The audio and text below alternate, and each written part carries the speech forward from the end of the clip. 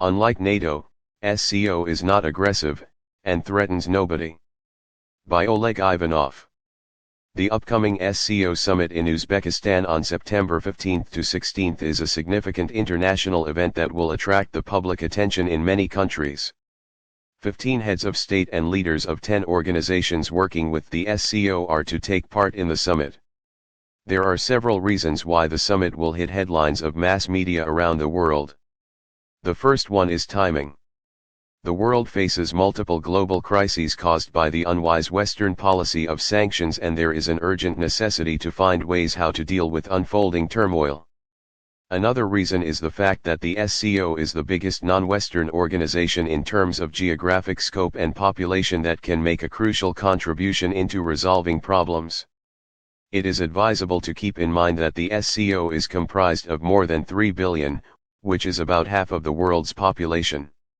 Unlike Western entities such as NATO or G7, the SCO is an inclusive and open organization.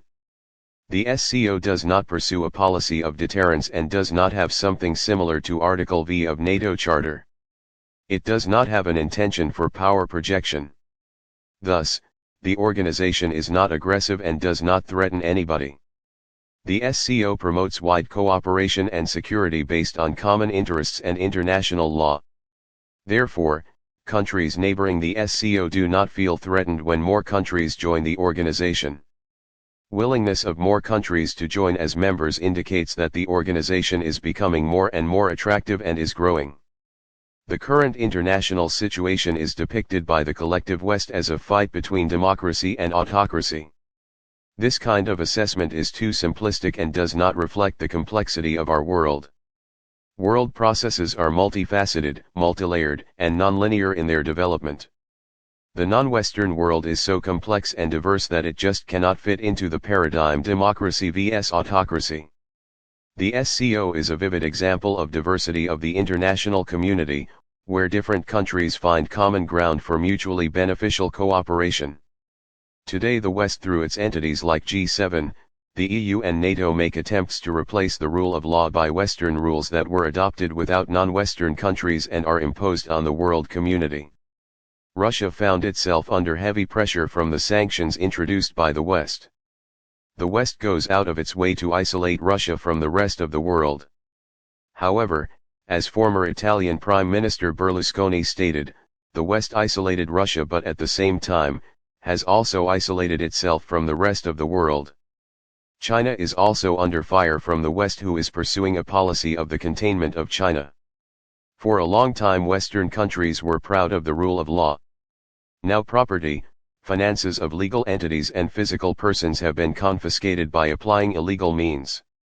Private property is not sacred anymore. Such policy sets a negative example to non-Western countries that illegal decisions can be made for political purposefulness. As a result, these actions bring SCO members closer to each other and strengthen the organization. Members of the organization resist pressure and intimidation coming from Western opponents. Western policy widens the split between nations and the world faces further fragmentation. We can forget about globalization as it had evolved over past several decades. Besides, the potential for growing conflict is increasing. At the upcoming summit, the SCO leaders will make it evident that the split between West and non-Western world will give a push to further transformation of the organization. The world community will make it sure that the SCO is an alternative and powerful tool to provide regional security and to maintain stability. Along with that, there will also be regional political, security and economic issues on the agenda of the summit. Obviously, the West has economic interdependence into a tool for coercion, rather than cooperation. In the West, economic dependence is regarded as an opportunity to impose its will. The SCO is aimed at further economic development amongst its members. The unfolding economic crisis makes it urgent for the SCO to beef up its economic cooperation.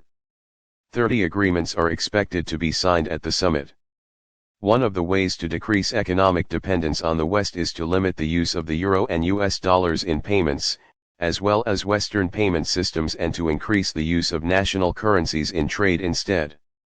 Under the conditions of sanctions, it is indispensable to set up reliable SCO banking mechanisms as an alternative to IMF and World Bank.